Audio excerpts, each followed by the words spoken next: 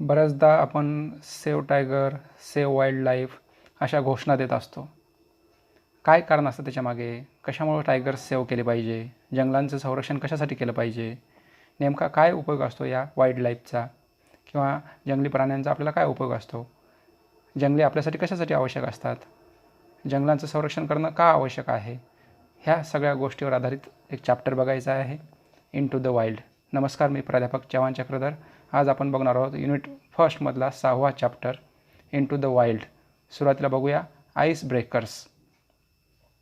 Narrate in your class any of the incidents of your life when you were extremely terrified or awestruck. वर्गामध्ये असा एखादा incident सांगा की जेव्हा तुम्ही खूप घाबरला होतात, जेव्हा तुम्हाला खूप भीती वाटली होती, अशा एखाद्या इन्सिडंटचं वर्णन, एखादा प्रसंग आपल्याला वर्गात सांगायचा आहे, नॅरेट करायचा आहे. आईस ब्रेकरमधला पहिली गोष्ट ही करायची आहे. त्याच्यानंतर दुसरी गोष्ट काय करायची बघा, complete the given table regarding the factors, situations, reasons why you sometimes get scared and the factors that add to it, give possible solutions. खाली एक टेबल दिलेला आहे, तो टेबल आपल्याला पूर्ण करायचा आहे. त्या ठिकाणी काय विचारले बघा की कधीकधी तुम्ही का घाबरता, त्याच्यासाठी कोणते फॅक्टर्स रिस्पॉन्सिबल असतात आणि मग त्याच्यावर काय सोल्युशन आहे, असं 3 गोष्टी आपल्याला सांगायच्या आहेत. पहिल्यांदा रिझन, का घाबरता, नंतर त्याचे फॅक्टर्स आणि नंतर सोल्युशन. एक त्यांनी सोडून दिलेलं आहे बघा, while discussing about strange creatures. Strange creatures म्हणजे विचित्र प्राण्यांविषयी डिस्कस करताना आपल्याला भीती वाटू शकते. फॅक्टर्स काय रिस्पॉन्सिबल आहेत, at midnight in the absence of parents, म्हणजे मध्यरात्री तुम्ही डिस्कस करताय किंवा पॅरेंट्स घरी नाही आहेत अशा वेळी डिस्कस करता, तेव्हा आपल्याला भीती वाटू शकते किंवा हे फॅक्टर्स रिस्पॉन्सिबल असतात कशासाठी, आपल्याला भीती वाटण्यासाठी. मग सोल्युशन काय आहे याच्यावर, तर avoid such discussions stories as they are baseless. अशा प्रकारचं डिस्कशन, अशा प्रकारच्या गोष्टी शेअर करणं अवॉइड करा, कारण की याला काहीही अर्थ नसतो. त्याच्यानंतर दुसरा पॉईंट आहे डिस्कसिंग स्ट्रेंज आइलमेंट्स, म्हणजे चित्रविचित्र आजारांविषयी चर्चा करणं त्याच्यावर. मग हे कधी, याच्यासाठी काय फॅक्टर्स असतात की आपल्याला वाटतं की अरे हा आजार झाला तर आपल्याला ट्रीटमेंट मिळणार नाही किंवा त्याच्यावर काही समजा एखादा व्हॅक्सिन नाही मिळणार आपल्याला, असं आपण डिस्कस करत बसतो. मग याच्यावर सोल्युशन काय आहे की avoid seeing too much of news, take necessary precautions.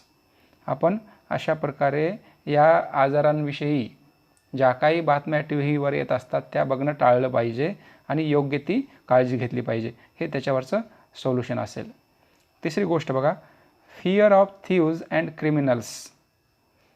चोरांची आणि गुन्हेगारांची भीती ही कधी वाटते आपल्याला, व्हेन यू आर अलोन, जेव्हा तुम्ही एकटे असता तेव्हा तुम्हाला चोरांची आणि गुन्हेगारांची भीती वाटते. मग आपण काय केलं पाहिजे, सोल्युशन काय, टेक सेफ्टी मेजर्स, अलार्म्स. योग्य ती काळजी घेतली पाहिजे. सुरक्षित राहण्यासाठी योग्य ते उपाययोजना आपण केली पाहिजे. हा त्याच्यावरचं सोल्युशन आहे. त्याच्यानंतर पुढचा प्रश्न आहे, given below are various activities which you can pursue as your hobby, passion, profession, complete the table accordingly. खाली एक टेबल दिलेला आहे, तो आपल्याला कंप्लीट करायचा आहे.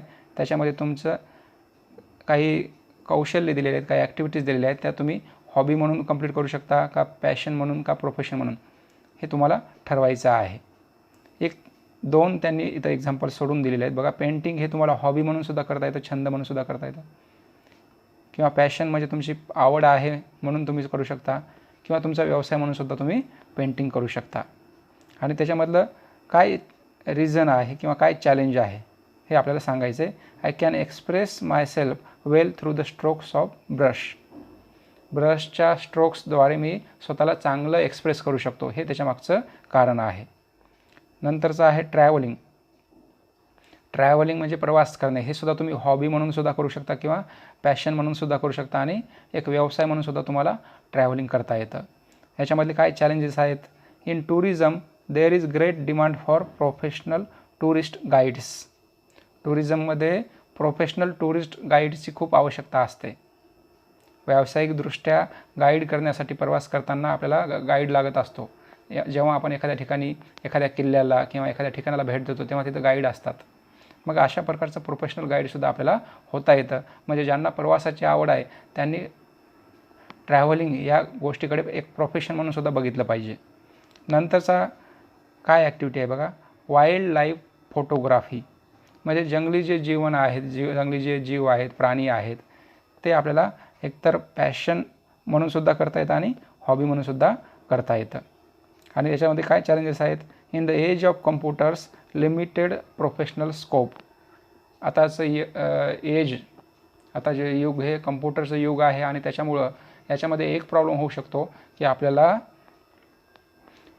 तेवढासा प्रोफेशनल स्कोप नाही आहे याच्यामध्ये, व्यावसायिकदृष्ट्या याला तेवढासा स्कोप नाही आहे. कारण की कम्प्युटरद्वारे, मोबाईल्सद्वारे अनेकदा हे असे पिक्चर्स तयार केले जातात किंवा कॉपी केले जातात. त्याच्यामुळे याला तेवढासा प्रोफेशनली व्यावसायिकदृष्ट्या स्कोप नाही आहे. त्याच्यानंतर कन्झर्विंग इन्व्हायरमेंट, पर्यावरणाचं जतन करणं, हे तुम्हाला पॅशन म्हणून सुद्धा करता येतं आणि प्रोफेशन म्हणून सुद्धा करता येतं. याच्यामध्ये काय चॅलेंजेस आहेत, रिस्पॉन्सिबल सिटीजन म्हणून तुम्हाला किंवा environmental activist take up jobs like forest rangers, environment scientist. Forest ranger म्हणून किंवा इन्व्हायरमेंट सायंटिस्ट म्हणून सुद्धा तुम्हाला प्रोफेशन करता येतं, व्यवसाय करता येतं या फील्डमध्ये. त्याच्यानंतर बर्ड वॉचिंग हे तुम्हाला हॉबी म्हणून सुद्धा करता येतं, पॅशन म्हणून सुद्धा करता येतं आणि प्रोफेशन म्हणून सुद्धा करता येतं. याच्यामध्ये काय चॅलेंजेस आहेत बघा, can become an ornithologist, ecologist, wildlife biologist और इन्व्हायरमेंटल एज्युकेटर. अशा प्रकारे तुम्हाला ह्या वेगवेगळ्या प्रकारे बर्ड वॉचिंगमध्ये तुम्हाला स्कोप आहे. त्याच्यानंतर पुढचं जे आहे बघा, match the following wildlife sanctuaries with their locations. खाली काही वाईल्ड लाईफ सँक्च्युअरीज दिल्या आहेत, त्या त्यांच्या ठिकाणांसोबत त्याच्या जोड्या लावायच्या आहेत. पहिलं आहे बँडीपूर नॅशनल पार्क. हे कुठं आहे त्याची जोडी आपल्याला सांगायची. हे कर्नाटकामध्ये आहे. उत्तर समोर लिहिलेलं आहे बघा तुम्ही, सी हे अल्फाबेट आहे त्याचं उत्तर. काझीरंगा नॅशनल पार्क हे आसाममध्ये आहे. जिम कॉर्बेट नॅशनल पार्क हे उत्तराखंडमध्ये आहे. रणथंबोर नॅशनल पार्क हे राजस्थानमध्ये आहे. आणि कान्हा नॅशनल पार्क हे मध्य प्रदेशमध्ये आहे, लक्षात ठेवा. त्याच्यानंतर ह्या स्टोरीचे जे रायटर आहेत त्यांचा आपल्याला परिचय बघायचा आहे. रायटरचं नाव आहे किरण पुरंदरे. त्यांचा जन्म 1961 साली झालेला आहे आणि त्यांनी BCom कंप्लीट केलेला आहे. त्यासोबतच त्यांनी इन्व्हायरमेंटल स्टडीजमध्ये सुद्धा अभ्यास केलेला आहे. Jordan hill college of education in Scotland या ठिकाणी त्यांनी एज्युकेशन पूर्ण केलेलं आहे. He is a recipient of the साहित्य पुरस्कार त्यांना भेटलेला आहे. त्यासोबतच पुण्याचा भाई माधव बागल अवॉर्डसुद्धा त्यांना भेटलेला आहे. आणि बेस्ट लिटरेचर अवॉर्ड जो की महाराष्ट्र गव्हर्नमेंट देत असतात तो सुद्धा त्यांना मिळालेला आहे. कोणत्या पुस्तकासाठी, सखा नागझिरा या पुस्तकासाठी त्यांना महाराष्ट्र शासनाचा बेस्ट लिटरेचर अवॉर्डसुद्धा मिळालेला आहे, सखा नागझिरा या पुस्तकासाठी. सखा नागझिरामध्ये नेमकं काय आहे तर जवळपास 400 दिवस नागझिरा या ठिकाणी लेखक स्वतः राहिले होते. हा एक फॉरेस्ट एरिया आहे आणि तिथं जे त्यांचं वास्तव्य होतं त्याच्यावर आधारित हे पुस्तक त्यांनी लिहिलेलं आहे, Sakha Nagzira. This extract has been taken from the same. Sakha नागझिरामधूनच आपला हा चॅप्टर घेतलेला आहे की ज्या चॅप्टरचं नाव आहे into the wild. Kiran Purandare हे एक वाईल्ड लाईफ एक्सपर्ट आहेत, बर्ड वॉचर आहेत, रायटर आहेत आणि honorary wild life warden in Maharashtra. He is also the founder of Nisarg Ved organisation. एका संस्थेची सुद्धा त्यांनी स्थापना केलेली आहे. त्या संस्थेचं नाव आहे निसर्ग वेद ऑर्गनायझेशन. ही संस्था काय काम करते तर this institution works for nature conservation and community work around Nagzira Navegaon, a tiger reserve in Bhandara and Gondia district. Bhandara and Gondia जिल्ह्यामध्ये निसर्ग संवर्धन करण्याचं काम या संस्थेद्वारा केलं जातं. याच्यामध्ये कम्युनिटीला गायडन्ससुद्धा केलं जातं, लोकांना निसर्गाचं, जंगली प्राण्यांचं महत्त्वसुद्धा ही संस्था समजावून सांगण्याचं काम करते.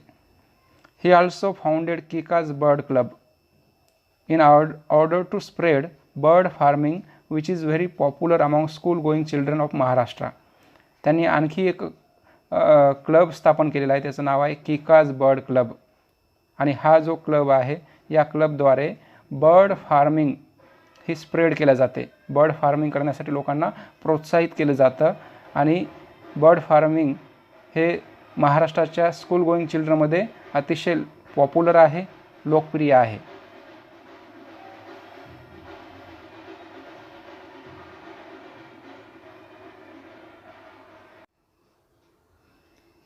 पार्ट 1 मध्ये काय आहे बघा. As the name suggest the expert is an amazing experience of the writer where Kiran Purandare the solitary traveller is completely lost in the jungles of Umbarzara. Kiran Purandare जेव्हा उंबरझरा जंगलमध्ये लॉस्ट झालेले आहेत आणि ते सॉलिटरी ट्रॅव्हलर आहेत, म्हणजे एकटेच प्रवास करणारे आहेत, त्यांच्यासोबत कोणीच नाही, तेव्हा काय झालं होतं. तेव्हा सकाळी सकाळी ते कसा रस्ता विसरलेले होते आणि मग नंतर तो त्यांना रस्ता कसा सापडला याची स्टोरी आपल्याला या इंटू द वाईल्डमध्ये बघायला मिळते. आणि त्यांना पिटझरी या ठिकाणी त्यांना जायचं होतं आणि मग त्याचा जो थ्रिलिंग एक्सपिरियन्स आहे तो सगळा अनुभव त्यांनी या इंटू द वाईल्डमध्ये सांगितलेला आहे. पार्ट 2 मध्ये काय बघा. This part has been extracted from CN traveller magazine published by land rover India. एका सीएन ट्रॅव्हलर मॅगझिनमधून हा भाग घेतलेला आहे, पार्ट 2. आणि हा शाहजंग यांच्याविषयी आहे. इट इज अबाउट शाहजंग, जे की वाईल्ड लाईफ फोटोग्राफी करतात. It briefs us about his entry into this world of wild life photography. Wild life फोटोग्राफीमध्ये शाहजंग कसे आले त्याची ही गोष्ट आहे. त्यासोबतच the insight that he received during this journey regarding the loss of the habitat of those heroes of the jungle and the genuine efforts that he took by establishing BCRTI for the conservation of forests, by educating the local rural folks and providing them with a sound, reliable source of income. शाहजहांग यांना एक चिंता होती की कशा प्रकारे जंगलं नष्ट होत आहेत आणि जंगलांमधले जे हिरोज आहेत, प्राणी आहेत, टायगर्स वगैरे आहेत, त्यांचं हॅबिटेट, त्यांचं घर नष्ट होत आहे. ह्या गोष्टीची त्यांना खूप चिंता होती आणि म्हणून त्यांनी एका संस्थेची स्थापना केली आहे, BCRTI या संस्थेची स्थापना केलेली आहे, जी की जंगलांचं संरक्षण करते आणि त्या ठिकाणी असणारे जे काही स्थानिक नागरिक आहेत त्यांना गायडन्स करण्याचं सुद्धा काम करते आणि त्यासोबतच स्थानिक लोकांना जंगलांमध्ये विविध कामांद्वारे कसा रोजगार मिळेल याच्यासाठी सुद्धा शाहजहांग हे काम करतात. त्याची स्टोरी पार्ट 2 मध्ये आपल्याला बघायची आहे. पार्ट 1 आपल्याला बघायचं आहे. Lost in the jungle. The 8.5 hour long day inside the hide was as fruitful as the jamba tree standing tall on the edge of Umbarzara. जवळपास 8.5 तास हाईडमध्ये, म्हणजे a place built to look like its surrounding. म्हणजे निसर्गामध्ये जेव्हा आपल्याला पक्ष्यांचं निरीक्षण करायचं असतं, प्राण्यांचं निरीक्षण करायचं असतं, तेव्हा त्या ठिकाणी लपण्यासाठी काही जागा निर्माण केल्या जातात. त्या जागा या पानांनी, फुलांनी झाकलेल्या असतात आणि ते लक्षात येत नाही प्राण्यांना की हे इथं कोणीतरी लपलेलं आहे. जसं की आपण बघतो की आर्मी मेन, त्यांचे कपडे जे आहेत ते निसर्गाला सूट होतील असेच असतात आणि त्यामुळे ही जी जागा निर्माण केलेली असते लपून प्राण्यांचं, पक्ष्यांचं निरीक्षण करण्यासाठी, त्याला म्हणायचं हाईड. तर अशा जागी जवळपास 8.5 तास लपल्यानंतर हा लेखक बाहेर आल्यानंतर बघा. Before wrapping up my day at this natural water hole. हा एक नैसर्गिक पाणवठा होता आणि तिथून निघण्या अगोदर मी काय केलेलं आहे बघा. लेखक सांगतो की I took entries of the avifauna in my field notes. काही एंट्रीज मी माझ्या वहीमध्ये केलेल्या आहेत. त्याच्यामध्ये बघा, ॲवाफॉना म्हणजे काय, birds of a particular region. एखाद्या विशिष्ट प्रदेशामध्ये आढळणारे पक्षी, त्यांचा हॅबिटेट और जिओलॉजिकल पिरियड. विशिष्ट ठिकाणी आढळणारे जे पक्षी असतात त्यांना म्हणायचं ॲवाफॉना. त्यांच्या काही नोट्स मी लिहून घेतल्या आणि पुढे जाऊन लेखक म्हणतो, सिन्स आय वॉज अलोन, मी एकटाच असल्यामुळं मी काय केलं की I rush to Pitezari village where I was stationed. Pitezari स्टेशनमध्ये माझा मुक्काम होता आणि त्या गावाकडे आता मी निघणार होतो. I camouflaged the hide. Camouflaged करणं म्हणजे disguised by covering it to make it blend in with the surroundings. म्हणजे सराउंडिंगसारखं लुक देणं एखाद्या ठिकाणाला, तर त्याला कॅम्फ्लॉज करणं म्हणतात. टूक माय इसेन्शियल, माझ्यासाठी आवश्यक असणाऱ्या मी गोष्टी सोबत घेतल्या आणि माझ्या हाईडमधून मी बाहेर आलो. And stretched out to my heart's content I lifted my camera bag and took the familiar trail to Pitezari. माझी कॅमेरा बॅग मी सोबत घेतली आणि माझा पिटझरीला जाणारा जो नेहमीचा रस्ता आहे त्या रस्त्याने मी निघालो. Negotiating the webbed leaves of teakwood and mahua trees trying to make minimal sound I was treading cautiously among the woods. जंगलामधून जात असताना मी केअरफुली काळजीपूर्वक जात होतो. पायांचा कमीत कमी कसा आवाज होईल याची मी खात्री करत होतो आणि त्या प्रकारे मी जंगलामधून रस्ता काढत पिटझरी गावाकडे निघालो होतो. Walking along in a jungle needs more alertness than walking with a companion. लेखक म्हणतो की जंगलामध्ये एखादा कंपॅनियन आपल्यासोबत नसेल, आपला मित्र आपल्यासोबत नसेल, एखादा सहकारी आपल्यासोबत नसेल, तेव्हा जंगलामध्ये चालणं हे खूप अलर्टपणे चालावं लागतं. आणि एखादा सहकारी असताना तेवढंसं अलर्ट असण्याची गरज नाही. पण मी एकटाच असल्यामुळे मला खूप अलर्टपणे या जंगलामधून प्रवास करावा लागत होता. मी एखाद्या फॉक्ससारखा अलोन होतो. फॉलोईंग द ट्रेन सायलेंटली, हळूवारपणे शांतपणे मी जात होतो आणि माझे डोळे हे वाईड ओपन आईज, पूर्णपणे डोळे उघडून मी बघत होतो. कारण की कधीही कुठलाही प्राणी माझ्यावर हल्ला करू शकत होता, त्याच्यामुळं मला अलर्ट असणं खूप आवश्यक होतं. My ears were grasping a variety of sounds. माझ्या कानावर वेगवेगळे आवाज येत होते. पण एवढ्यात माझ्या कानावर एक ओळखीचा आवाज आला आणि तो म्हणजे कॅक कॅक कॅक कॅक असा आवाज माझ्या कानावर आलेला आहे. आणि मला नक्की हा ओळखीचा आवाज आहे, मी हा आवाज ओळखला होता. तो होता लंगूर अलार्म कॉल होता. म्हणजे हा माकडांचा आवाज होता. द लीडर ऑफ द गँग of langur was sitting on the tall tree making alarm calls. माकडांची जी टोळी आहे आणि त्या टोळींचा जो लीडर आहे तो एका उंच झाडावर बसलेला होता आणि त्या ठिकाणी तो अलार्म कॉल देत होता. म्हणजे अशा प्रकारचे आवाज आपल्या सगळ्या टोळीला जागरूक करण्यासाठी तो काढत होता. हे मी त्या ठिकाणी बघितलं. लंगूर्स जे आवाज काढत होते ते जीवाच्या भीतीमुळे आवाज काढत होते. कारण की जो काही त्यांचा लीडर आहे त्याला काहीतरी एक प्राणी दिसलेला होता आणि त्याच्यामुळं सगळेजण आता आवाज काढत होते आणि लीडरच्या मागून बाकीचीही माकडं आवाज करत होती, अलार्म कॉल्स देत होती. The network of alarm calls was expanding its range. Alarm कॉल्सची रेंज वाढत होती, आवाज वाढत जात होता. बऱ्याचदा आपण असं निरीक्षण केलं असेल की एक माकड ओरडायला लागलं की बाकीचीही माकडं ओरडायला लागतात आणि त्याच पद्धतीने इथंसुद्धा आवाज येत होता. All this upheaval was created by only one animal's presence. आणि हे जे काही डिस्टर्बन्स झालं होतं, लंगूर्सने आवाज काढायला सुरुवात केली होती, हे कशामुळे झालं होतं तर एका प्राण्याच्या येण्यामुळे झालेलं होतं आणि तो म्हणजे लेपर्ड तिथं आलेला होता. आणि म्हणून many animals make alarm calls when they see a predator. अशा प्रकारे जेव्हा जेव्हा भक्षक दिसतो प्राण्यांना तेव्हा खूप सारे ॲनिमल्स आपण बघतो की ते आवाज करतात. मग याच्यामध्ये एखादा टायगर असेल किंवा लेपर्ड असेल, नक्कीच आजूबाजूचे प्राणी हे अशा प्रकारे आवाज करतात. आणि म्हणून अशा प्राण्यांमध्ये लंगूर हा मोस्ट रिलायबल आहे. म्हणजे लंगूरवर आपण विश्वास ठेवू शकतो की नक्कीच इथं कोणीतरी एखादा मोठा भक्षक प्राणी आलेला आहे, एखादा वाघ आलेला आहे किंवा एखादा चीता आलेला आहे, हे आपण लंगूरच्या आवाजावरून नक्कीच ओळखू शकतो. त्याच्यावर लंगूरच्या आवाजावर आपण विश्वास ठेवू शकतो आणि म्हणून त्याला रिलायबल ॲनिमल असं म्हटलेलं आहे. The mighty elusive leopard of Umbarzara was out of its lair. Lair म्हणजे डेन, गुहा किंवा सिक्रेट प्लेस. आणि असा ताकदवन लेपर्ड उंबरझाराचा जो आहे तो त्याच्या गुहेतून बाहेर आला होता. He was on the prowl. The steadily moving figure in spotted gold black cloak was spied by these langurs. आणि त्याच्या चेहऱ्यावर जे काही लेपर्ड आहे त्याच्या स्किनवर गोल्ड ब्लॅक कलरचे ठिपके आपल्याला बघायला मिळतात. आणि त्याच्यामुळं सगळेच लंगूर्स ओढत होते आणि त्याच्यामध्ये लहान जे लंगूर्स आहेत, स्मॉल वन्स, ते सुद्धा अशा प्रकारे आवाज करत होते. चॅक चॅक अशा ते आवाज करत होते.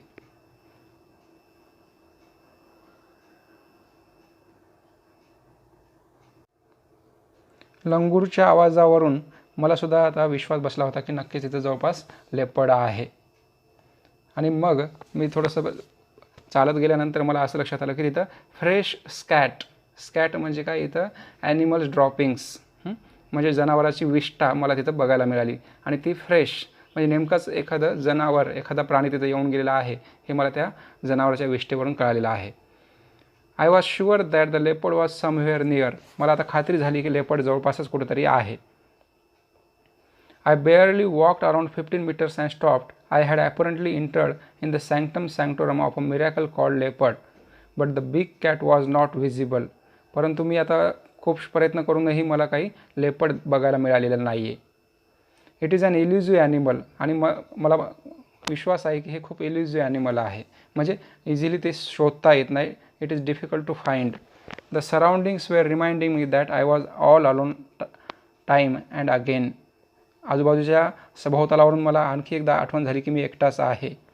As I moved forward on the trail of to Pitezari the fading alarm calls were still heard in the background. मी अजून पिटझरी गावाच्या रस्त्याने तिकडे निघत होतो आणि माझ्या मागे मला आणखी अलार्म कॉल्स, माकडांचा आवाज हा ऐकायला येत होता. I could tell instinctively that the leopard had moved away. आणि मला आता विश्वास होता की लेपर्ड तिथं थांबलेला नाही, पण तिथून तो निघून गेलेला आहे. Meanwhile, I saw a man standing at a distance with a stick in his hand. As I approached, he appeared spooked due to alarm calls of the leopard. आणि एवढ्यामध्ये मला एक व्यक्ती तिथं दिसला की ज्याच्या हातामध्ये स्टिक आहे. मी त्याच्या जवळ गेलो तर मला लक्षात आलं की तो सुद्धा लेपर्डच्या प्रेझेन्समुळे थोडासा घाबरलेला होता. आम्ही दोघांनी एकमेकांना ग्रीट केलं, एकमेकांना अभिवादन केलं आम्ही, आणि मला लक्षात आलं की he was Raju Iskape from Pitezari. तो राजू होता आणि तो पिटझरी गावचा होता. He had come to collect logs but retreated due to the leopard's movement. Raju was amazed at my regular solitary visits to Umbarzara, the haven for tigers, leopards and sloth bears. We stopped under a kusum tree to take a break. We both felt a bit relaxed. Now we are 4 eyes, 4 hands with a stick. Then we both resumed our walking tour. आता मात्र मला थोडंसं बरं वाटलं, कारण की मला एक कंपॅनियन त्या ठिकाणी भेटलेला होता. तो जंगलामध्ये नेहमीची कामं करायला, लाकडे वगैरे गोळा करायला त्या ठिकाणी आलेला होता, पण लेपर्डच्या प्रेझेन्समुळे आता तो लवकरच निघणार होता. आता मला बरं वाटलं की मला कोणीतरी कंपॅनियन भेटला आणि 2 डोळ्यांच्या ऐवजी आता आमची 4 डोळे झाली होती, आणि म्हणून जास्त काळजीपूर्वक आम्ही एखाद्या धोक्याविषयी आम्हाला कळू शकणार होतं. There was one tiny track that broke out of the main trail. I will take this route, you go straight, said Raju and turn right. आता राजू माझ्याशी बोलला की मी या रूटने जातो आणि तुम्ही असं सरळ जा. I kept walking straight until I climbed a familiar hillock. I crossed the cement pillar and stones stacked by Forest Development Corporation to mark the boundary of the forest compartment. मी आता चालत गेलेलो आणि त्या ठिकाणी फॉरेस्ट डिपार्टमेंटने काही boundaries केलेल्या होत्या, काही पिलर्स उभे केलेले होते, ते आता मला बघायला त्या ठिकाणी मिळाले. Took another trail after climbing down, walked across a beautiful moa tree, loaded with reddish brown leaves. आणखी मी पुढे गेल्यानंतर मला मोहुआ झाड बघायला मिळालं की ज्याची पानं ही रेडिश ब्राऊन आहेत. The ground under the tree was cleared very well. त्या झाडाखालची जमीन मी बघितली की ती खूप स्वच्छ होती. आणि मग मला काय विचारायला बघा, the thought instantly flashed in my mind, I had lost my way. आणि मग मला मात्र कळालं की आता मी रस्ता चुकलेलो आहे. Next moment I found another dusky trail. Hastily I took that trail which took me from a narrow gorge to an open field. The area was surrounded by hillocks of dry deciduous tropical forest. आणि आता मी लगेच दुसरा रस्ता शोधलेला आहे, दुसऱ्या रस्त्याने मी आता जाणार आहे, कारण की मला लक्षात आलेलं होतं की माझा रस्ता चुकलेला आहे. मी पुन्हा परत आलो कारण की मला आता सूर्याचा शोध घ्यायचा होता. Now the geographical west was set. The dusky trail had vanished. Good heavens, I was lost, completely lost in the jungle, that too at a very dreadful time. The sun was melting down like a flitting runner. आता काय झालेलं होतं की सूर्यसुद्धा मावळायला आलेला होता आणि यावेळेला मला काही आता रस्ताही दिसत नव्हता आणि मला लक्षात आलं की आता मी जंगलामध्ये हरवलेलो आहे. Completely lost in this jungle. Me completely या जंगलामध्ये हरवलो आहे आणि माझा रस्तासुद्धा चुकलेला आहे. सूर्यसुद्धा घाईने मावळत होता. Soaked in my own sweat. आता मी स्वतःच्याच घामामध्ये भिजलो होतो. I felt like shouting to my heart's content. मला खूप मोठमोठ्यानं ओरडावंसं वाटत होतं, पण मला माहीत होतं की तिथं ऐकणारं कोणीही नव्हतं. माझ्याकडे 2 बॅग्स होत्या, एक शबनम बॅग होती आणि त्याच्यामध्ये कॅमेरा होता. The other was a small colourful handmade bag, आणि दुसरी एक हाताने शिवलेली कलरफुल बॅग होती माझ्याकडे, की जे गावाकडची लोक टिफिन नेण्यासाठी वापरतात. The tiffin still had some stuff, टिफिनमध्ये आणखी थोडंसं खाद्यपदार्थ होते, परंतु मला ते खाण्याची इच्छा होत नव्हती. The blossoming boxwood trees, the भूप, sound of cockle bird, the song of the robin bird, all appeared alien to me. सगळे जे काही पक्ष्यांचे आवाज येत होते किंवा जे काही झाडं मला दिसत होते, हे सगळं मला एलियनसारखं वाटत होतं, वेगळं मला जाणवत होतं, कारण की माझा रस्ता हरवलेला होता. It was more than an hour and I was still there searching for a suitable to climb and get secured. आणि मग जवळपास 1 तास झाला, 1 तास होऊन गेला, आणि मी एखादं योग्य झाड शोधत होतो की ज्याच्यावर मला चढता येईल आणि सुरक्षित जागी मला बसता येईल उंच झाडावर. Turn back to the trail you left, आणि माझं मन म्हणत होतं की my mind was telling me, परत जा आणि तुझा रस्ता, योग्य रस्ता शोध, असं माझं मन मला सांगू लागलं. पण मी बघत होतो की माझ्या नेहमीच्या रस्त्याचे कुठलंही साईन मला दिसत नव्हतं. I had no other way to climb the hillock before me, आणि समोरच असणाऱ्या टेकडीवर चढण्याशिवाय माझ्याकडे दुसरा कुठलाही पर्याय नव्हता. There were more hillocks and some more around the one I was standing. मी ज्या हिलॉकवर उभा होतो, ज्या टेकडीवर उभा होतो, त्याच्या बाजूला आणखी टेकड्या होत्या. Near my feet were the dried up droppings of sloth bear, आणि माझ्या जवळच मी जिथं उभा होतो तिथंच एक वाळलेली स्लॉथ बियरची विष्ठा होती. The sloth bear of Umbarzara must be out in open sniffing for food. आणि याच्यावरून मला कळालं की आता थोड्याच वेळापूर्वी एक अस्वल, या ठिकाणी उंबरझऱ्याचा अस्वल हा येऊन गेलेला असेल, आणि म्हणून मी स्वतःला कॉशन केलं, स्वतःला सावध केलं. Thinking of averting all sorts of eventuality I made a move. I ran down the hillock that I had climbed up at a frantic speed. The west was to my right-hand side now. The evening breeze flew through my wet curled hair. My stomach was aching. I kept walking in hope. आणि आता मात्र मला waste दिशा, पश्चिम दिशा ही कळालेली आहे, आणि ती माझ्या right hand साईडला होती. आणि मी बघितलं की संध्याकाळची हवा सुटलेली होती, आणि माझ्या कुरळ्या केसांमधून मला ती हवा जाणवत होती. माझ्या कुरळ्या आणि ओल्या केसांमध्ये मला ती जाणवत होती. माझं पोट दुखत होतं, कारण की मला खूप भूक लागलेली होती, आणि तरीसुद्धा मी एका आशेनं चालत होतो. चालत मी समोर गेलो, आणि मग जवळपास 15 पाऊल चालल्यानंतर मला एक ब्राईट रेड सॉईल ट्रेल दिसला, म्हणजे लाल रंगाची माती मला त्या ठिकाणी दिसलेली आहे.